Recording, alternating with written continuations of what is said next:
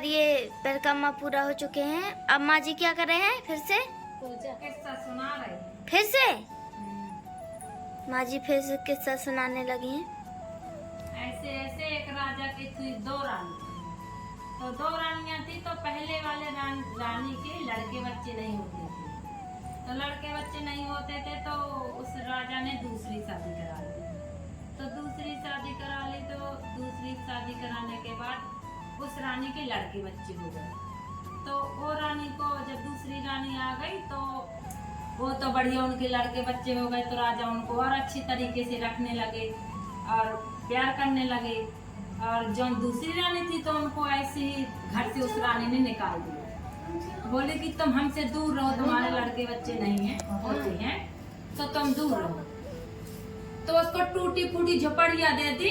तो उसमें रहने लगी। वही रानी उसको कहकनी रानी नाम धरा दिया। कौआ हाँकती रहती थी महलों के, उसको कहकनी रानी नाम धरा दिया।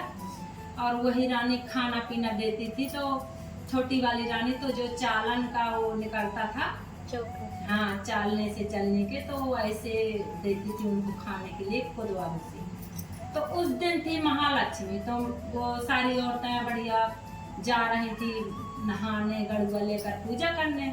तो उनके घर महालक्ष्मी पहुंचे तो कहें कि आप नहीं बेटी जाओगी, आप भी जाओ महालक्ष्मी की पूजा करो।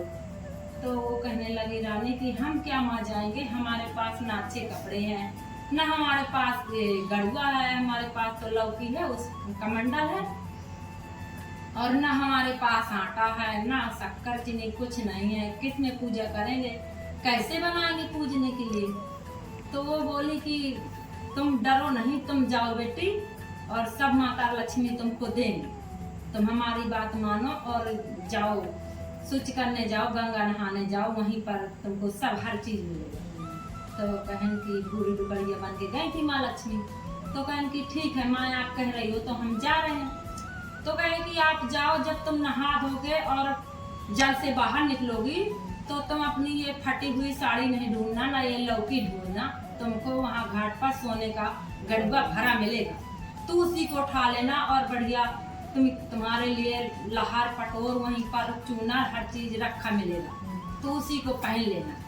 तो बोले कि ठीक है माँ। तो जब नहा धो के निकली तो बढ़िया सोने का गड़ुआ माँ लक्ष्मी ने वहाँ रख दिया था। तो उन्होंने वही गड़ुआ ले लिया, वही बढ़िया अच्छे कपड़े थे तो पहन लिए।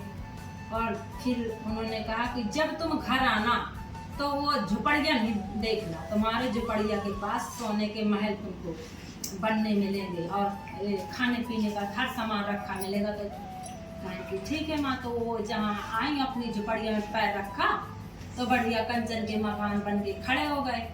और जिस बर्तन में हाथ डाले वो लोग तो वही में बढ़िया, किसी में शक्कर, किसी में आटा, किसी में गुड़, किसी में घी, हर सामान, हर पूरा घर बिल्कुल माँ लक्ष्मी ने उनका भर दिया। तो फिर वो बढ़िया बनाई, अरे घी के बढ़िया बनाए सुरहा गोली भ्याला और माँ लक्ष्मी के पूजने के लिए। तो फिर माँ लक्ष्मी उनके पास पहुंची, जो वो छोटी रानी थी। बोली आप नहीं हो बेटी उपासी? बोली मुझे दूध की मलाई तो पचती नहीं है, मेरे कौन गोली भेला खाएगा, कौन सुरहा खाएगा। उन्होंने ऐसे बोल दिया। तो बोली नहीं माँ लक्ष्मी का व्रत रखना चाहिए आपको, खूब बड़ी आदमी हो रही से हो पर तुमको रखना चाहिए। तो बोली हम नहीं माँ लक्ष्मी रखते हैं, हमको कौन हमारे एक पूजा करेगा, कौन खाएगा। तो कहती हाँ ठीक है। तो अब सभी लोग जब पूजने लगे तो उसको माँ लक्ष्मी ने शराब दे दिया।